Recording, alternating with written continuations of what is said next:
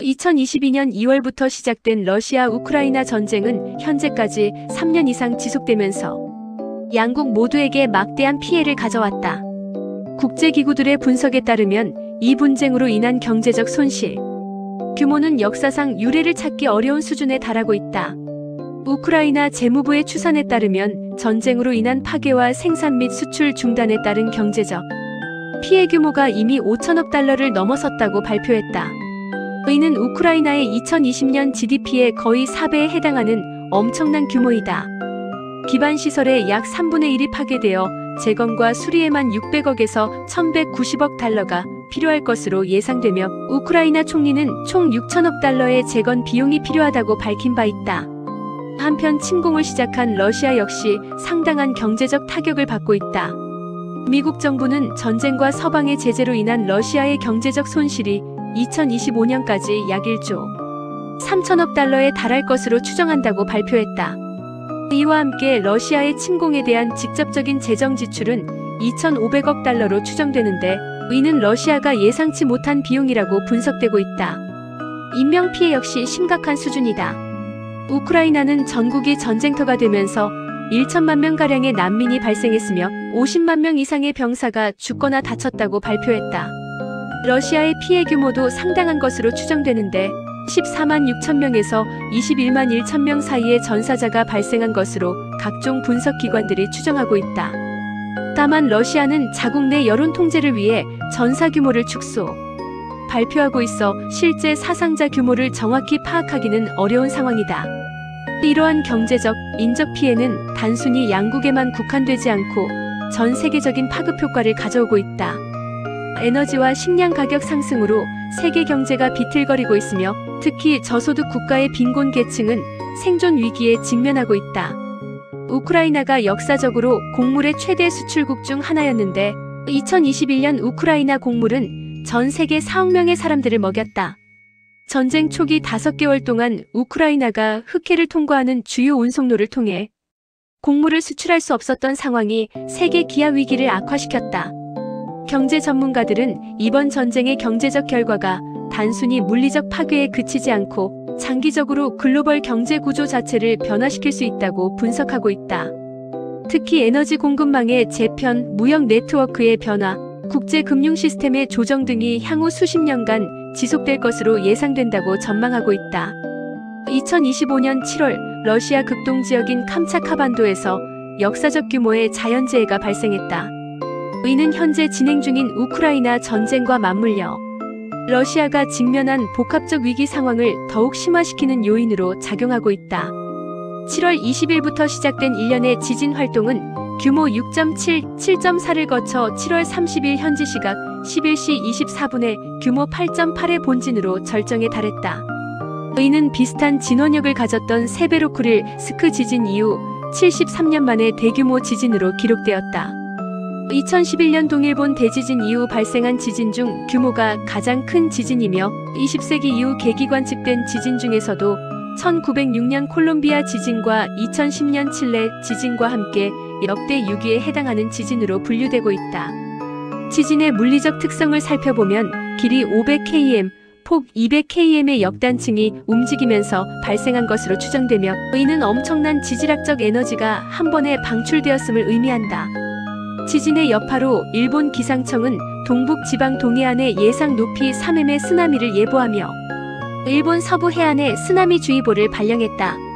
실제로 일본 각지에서 30-80cm 높이의 해일이 관측되었으며 이는 2022년 통가해저 화산 폭발 이후 약 3년 만에 일본 전 해상에 쓰나미 예보 이상의 쓰나미 정보가 발표된 사안이었다. 더욱 주목할 만한 것은 지진에 이어 발생한 화산 분화이다. 러시아 기상청에서는 7월 25일 캄차카 반도 화산군의 연쇄 분화가 다가오고 있다며 경고했는데 지진으로 인해 화산 분화의 시기가 앞당겨졌다는 관측이 나왔다. 실제로 지진 발생 직후 진원지 인근의 클류첵스카야 화산이 분화했으며 이 화산은 세계에서 가장 높은 활화산 중 하나로 높이 4,750m이며 18세기 이래로 50회 이상 분화한 기록이 있다. 8월 5일에는 더욱 놀라운 현상이 발생했다. 러시아 국립과학 아카데미아 레이에스는 캄차카반도에서 화산 7개가 동시 폭발한 것은 거의 300년 만에 처음이라면서 화산 폭발의 행렬이라고 할 수 있는 극히 드문 현상이라고 발표했다. 클류첵스카야, 크라세니니코프, 베지마니, 캄발리, 카림스키, 무투노프스키, 아바친스키 등 여러 화산이 동시다발적으로 분화했으며 클류첵스카야 화산은 7km 높이로 화산재를 분출했고 전날에는 최고 9km의 화산재 기둥이 생성되었다. 특히 주목할 만한 것은 8월 3일 발생한 크라셰니니코프 화산의 분화이다. 캄차카 화산 폭발 대응팀 KVERT 팀장은 이 화산이 600년 만에 처음으로 캄차카에서 폭발했다고 발표했으며 화산재 기둥이 6,000m까지 치솟았다. 러시아 과학 아카데미 극동 지부 화산 지진 연구소의 알렉세이 오제로프 소장은 지진으로 인해 마그마방이 활성화되며 추가 에너지가 공급돼 폭발이 일어났다고 설명했다. 이러한 연쇄적 자연재해는 환태평양 조산대, 즉 불의 고리에 위치한 캄차카 반도의 지질학적 특성과 밀접한 관련이 있다. 이 지역에는 활화산이 29개나 있어 화산 활동이 활발하며 현재 분출 중인 활화산 중 3개는 이전의 휴면 상태였던 것들이다. 러시아 당국은 이 지역 활화산에서 6에서 10km 높이로 화산재가 추가 분출될 가능성이 있다며 화산 반경 10km 내 진입 금지를 당부하고 있다. 역사적으로 인류는 전쟁과 자연재해라는 두 가지 주요한 재앙에 직면해왔다. 현재 러시아가 겪고 있는 상황은 이 두 재앙이 동시에 발생한 매우 드문 사례로 각각의 특성과 피해 양상을 비교 분석해보는 것은 의미가 있다. 먼저 경제적 피해 규모를 살펴보면 자연재해는 순간적으로 엄청난 경제적 손실을 가져온다. 2011년 동일본 대지진의 경우 세계은행은 경제적 손실이 최대 2,350억 달러에 달한다고 추정했으며 이는 당시 일본 GDP의 3%에서 5%에 해당하는 규모였다.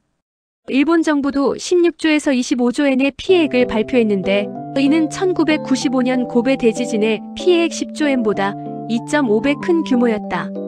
이 지진은 인류 역사상 자연재해에 따른 재산 피해액이 가장 큰 참사로 기록되었다.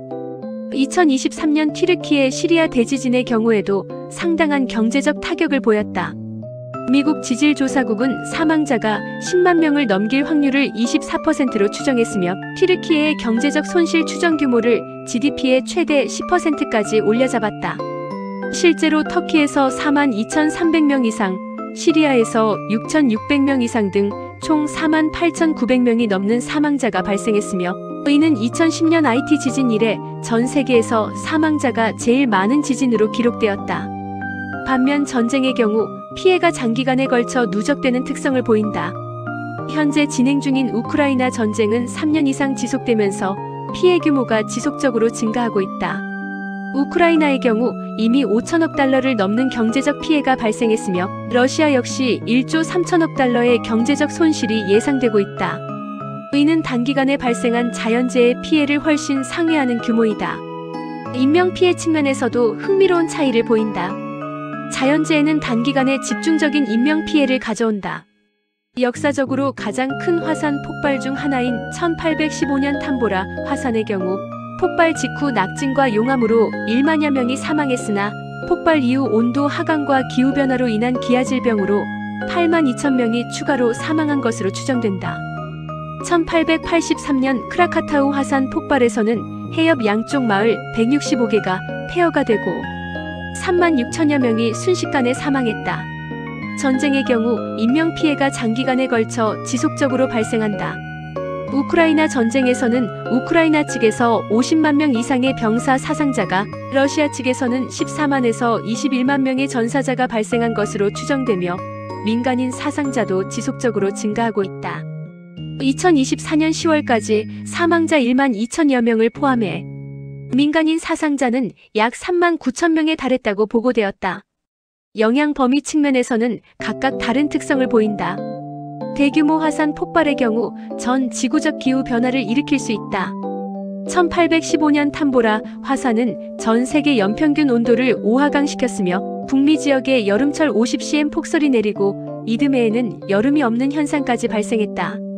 1883년 크라카타우 폭발 이후에도 전지구적 저온 현상이 3년간 지속되었다. 전쟁의 영향은 주로 정치, 경제, 사회적 측면에서 나타난다. 우크라이나 전쟁은 글로벌 공급망 재편, 에너지 안보 문제, 식량 위기 등을 통해 전 세계에 영향을 미치고 있다. 특히 우크라이나가 주요 곡물 수출국이었던 점을 고려할 때 이 전쟁으로 인한 식량 공급 차질은 아프리카와 중동 지역의 기아 위기를 악화시키고 있다. 복구와 재건 측면에서도 차이가 있다. 자연재해의 경우 물리적 인프라 재건에 집중되지만 전쟁 피해는 사회 전반의 재건이 필요하다. 자연재해는 국제사회의 인도주의적 지원을 받기 쉬운 반면 전쟁의 경우 정치적 고려사항이 복잡하게 얽혀 있어 지원과 복구가 더욱 어려운 경우가 많다. 복합적 위기 상황에서 한 국가의 정치적 안정성과 대응 능력은 매우 중요한 요소가 된다. 러시아의 경우 장기간 지속되는 전쟁과 대규모 자연재해가 동시에 발생한 상황에서 내부 정치 역학과 국가적 대응 능력에 상당한 변화가 나타나고 있다. 공식적인 여론조사 결과를 살펴보면 러시아 대통령에 대한 지지율은 여전히 높은 수준을 유지하고 있는 것으로 나타난다. 우크라이나 침공 이후 오히려 지지율이 상승하여 2022년 4월 기준으로 83%까지 급증했으며 2024년 대통령 선거에서는 87.28%라는 압도적인 득표율로 재선에 성공했다. 러시아 독립 여론조사기관 레바다 센터에 따르면 대통령 지지율은 지난 30년간 60% 이상을 유지했으며 최근에는 86%를 기록했다고 발표되었다. 그러나 이러한 수치의 신뢰성에 대해서는 여러 전문가들이 의문을 제기하고 있다. 러시아 연구 전문가들은 부정이 없었어도 60% 정도의 득표는 가능했을 것이라고 분석하면서도 공식 발표된 수치에는 상당한 과장이 있을 것으로 추정하고 있다. 특히 2024년 선거에서는 전례 없는 수준의 사기를 시사하는 통계 분석이 제시되었으며 투표용지 채우기 및 강요를 포함한 부정행위 보고가 잇따랐다. 더욱 중요한 것은 여론조사 자체의 한계이다. 현재 러시아에서는 인터넷 댓글은 물론 좋아요 한 번 잘못 눌러도 감옥에 갈 수 있는 상황이며 사람들이 전화나 설문조사에서 자신의 정치적 입장을 솔직하게 드러내기 어려운 환경이다. 한 전문가는 이를 북한에서 김정은 지지 여부를 묻는 것과 같다고 비유하며 독재 사회에서 여론조사 결과의 신뢰성에 의문을 제기했다. 세대별로는 상당한 차이를 보이고 있다. 젊은 층의 경우 직접 전선에 나서야 하며 9세대의 억압적 사고방식에 반발하는 경향이 강해 반전반정부 성향이 높은 편이다. 실제로 18-29세 러시아인의 전쟁 반대 비율은 40%로 66세 이상의 11%와 큰 차이를 보였다. 이러한 세대 간 격차는 정보를 얻는 주요 매체가 국영 언론인지 소셜미디어인지에 따라 영향을 받는 것으로 분석된다. 내부적으로는 다양한 반발과 위험 신호들이 감지되고 있다. 과거에도 2011년 대규모 반정부 시위가 발생하여 2013년까지 이어진 적이 있었으며 시위자들은 하얀 리본을 들고 반독재 운동과 정권 교체를 외쳤다. 우크라이나 침공 이후에도 러시아 51개 도시에서 반전 시위가 발생했으며 1,400명이 체포되는 사태가 벌어졌다. 정치적 탄압도 지속적으로 강화되고 있다. 2022년 9월에는 러시아의 일부 정치인들이 우크라이나 전쟁 피해를 사유로 탄핵 소추를 발의하기도 했으나 실제 탄핵으로 이어지지는 않았다. 더욱 심각한 것은 정치적 반대 인사들의 연쇄적 제거이다. 2024년 2월 주요 정적이었던 인사가 옥중에서 사망했으며 2023년 8월에는 쿠데타를 일으킨 용병 조직 수장이 의문의 비행기 사고로 사망하는 등 정치적 숙청이 이어지고 있다. 경제적 어려움도 내부 정치 상황에 영향을 미치고 있다. 경제 불안과 경제 제재로 인해 러시아의 경제 상황이 나빠지자 정부에 대한 반감이 갈수록 거세지고 있으며 2019년부터 정부에 항의하는 시위가 빈발하고 있다. 2021년 기준 러시아 실질임금은 5년 연속 하락하여 삶의 질도 하락한 것으로 분석되었으며 빈곤 인구도 전 국민의 14%에 달해 2018년보다 증가했다.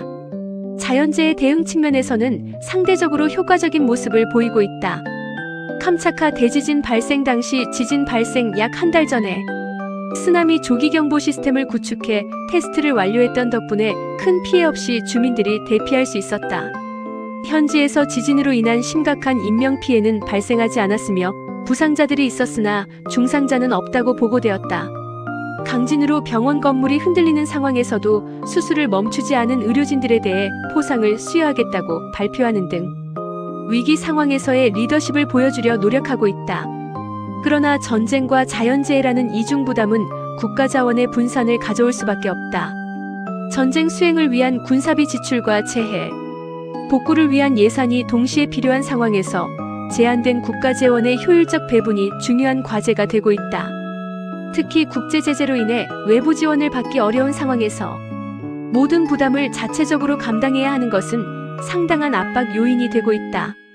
장기적으로 볼 때 전문가들은 전쟁을 통한 지지율 상승 효과가 지속되기는 어려울 것이라고 전망한다. 경제적 어려움이 지속되고 젊은 층을 중심으로 한 반정부 정서가 확산될 경우 현재의 정치적 안정성에도 변화가 올 수 있다는 분석이 제기되고 있다. 다만 강력한 억압 시스템과 정보 통제를 통해 단기적으로는 현 상황이 유지될 가능성이 높다는 것이 일반적인 관측이다. 역사를 돌아보면 한 국가가 전쟁과 대규모 자연재해를 동시에 겪는 경우는 매우 드물었습니다. 현재 러시아가 직면한 상황은 그런 의미에서 역사적으로 주목할 만한 사례라고 할 수 있습니다. 3년째 지속되고 있는 우크라이나 전쟁으로 인해 이미 막대한 경제적, 인적 피해를 감수하고 있는 러시아에게 2025년 7월의 캄차카 대지진과 300년 만의 화산 동시 분화는 예상치 못한 추가적 부담이 되었습니다. 전쟁 비용만으로도 1조 3천억 달러의 손실이 예상되는 상황에서 대규모 자연재해 복구까지 감당해야 하는 것은 어떤 국가에게든 쉽지 않은 도전입니다. 그러나 이러한 복합적 위기 상황이 반드시 정치적 변화로 이어진다고 단정하기는 어렵습니다. 과거 사례들을 보면 외부적 위기는 오히려 국민들을 기존 지도부, 주변으로 결집시키는 효과를 가져오기도 했기 때문입니다. 실제로 공식적인 지지율 수치는 여전히 높은 수준을 보이고 있으며 효과적인 재해 대응을 통해 리더십을 과시하려는 노력도 계속되고 있습니다. 하지만 젊은 세대를 중심으로 한 내부적 변화의 조짐들, 경제적 어려움의 지속, 그리고 국제적 고립 상황 등은 장기적으로 러시아 사회에 상당한 영향을 미칠 수 있는 요소들입니다. 특히 정보화 시대의 완전한 정보 통제는 점점 어려워지고 있으며 세대 간 인식 차이도 점차 확대되고 있는 상황입니다. 무엇보다 중요한 것은 이러한 복합적 위기가 궁극적으로 평화적이고 건설적인 방향으로 해결되어야 한다는 점입니다. 전쟁은 결국 모든 당사자에게 상처를 남기며 자연재해는 국경을 가리지 않고 인류 공동의 도전이 됩니다. 현재 상황이 어떻게 전개될지 예측하기는 어렵지만 역사는 위기가 때로는 새로운 기회의 시작점이 될 수 있음을 보여주고 있습니다. 중요한 것은 이러한 변화들이 평화와 안정, 그리고 모든 사람들의 복리 증진을 위한 방향으로 이루어져야 한다는 점입니다. 앞으로도 이 상황의 전개를 지켜보며 객관적이고 균형 잡힌 시각으로 분석해 나가는 것이 필요할 것입니다. 결국 역사는 당사자들의 선택에 의해 만들어지며 우리는 그 과정을 지켜보는 관찰자이자 동시에 평화로운 미래를 희망하는 지구촌의 일원이기 때문입니다. 지금까지 시청해주셔서 대단히 감사합니다. 구독과 좋아요, 알림 설정은 영상을 제작하는 데 큰 도움이 됩니다. 감사합니다.